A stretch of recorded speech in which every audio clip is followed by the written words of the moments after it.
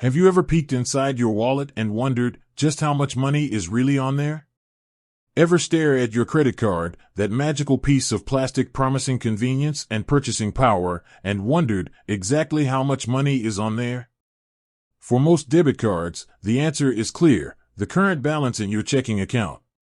But credit cards are a different beast entirely.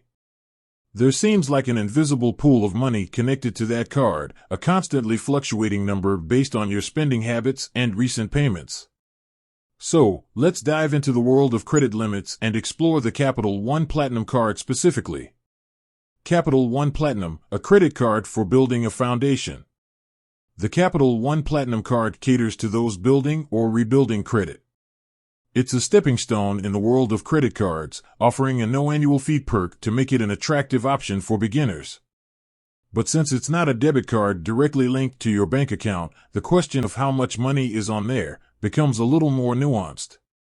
Understanding credit limits, your spending ceiling, not a magic money well. The key concept here is the credit limit.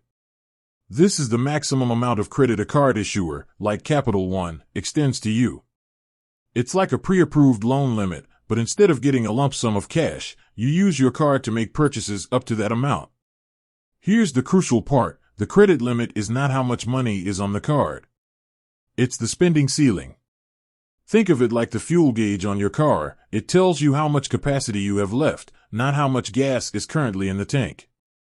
Unveiling the mystery: how much credit can you get with Capital One Platinum? Unfortunately, there's no one-size-fits-all answer to how much credit Capital One will offer you with the Platinum card. It depends on your individual financial situation, including factors like credit history. This is a big one. A longer history of responsible credit card use typically translates to a higher credit limit. Income. Your income level helps Capital One assess your ability to repay borrowed funds. Employment. Stable employment demonstrates financial stability, which can influence your credit limit. Existing debt. The amount of debt you already have can affect how much additional credit Capital One is willing to extend. Based on online cardholder reports, Capital One Platinum credit limits can range anywhere from $200 to $3,000. But remember, this is not a guarantee. The takeaway: it's all about you and your financial journey. The Capital One Platinum card doesn't come preloaded with a set amount of money. Instead, it offers you a credit line based on your unique financial profile. Responsible credit card use with the Platinum card can help you build a positive credit history, paving the way for cards with higher limits and better rewards in the future. With that said, thanks for watching, and until next time. Python libraries for k-means clustering analysis. While we explored credit limits, you might be curious about using Python for data analysis. If you're interested in performing k-means clustering, here are some recommended libraries.